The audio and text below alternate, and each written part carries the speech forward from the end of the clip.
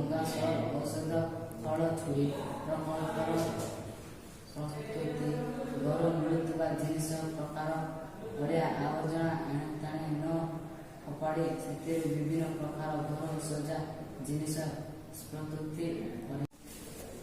ଥଣ୍ଡା ବୋତଲ କାଟି ମୁଁ ଫୁଲଦାନୀ ତିଆରି କରିଛି। ମୁଡ଼ିଆ ତେଲ କାଟି ମୁଁ ଫ୍ୟାନ୍ ଷ୍ଟାଣ୍ଡ ତିଆରି କରିଛି। ଚା କପ୍ ନେଇ ମୁଁ ଫୁଲଦାନୀ ତିଆରି କରିଛି। ଔଷଧ କାଠିକୁ ମୁଁ ଫୁଲଦାନୀ ତିଆରିକୁ କାନ୍ଥରେ ଲଗେଇଛି। ଔଷଧ ଡବାକୁ ମୁଁ ଫୁଲଦାନୀ ତିଆରି କରିଛି। ଷ୍ଟାଣ୍ଡ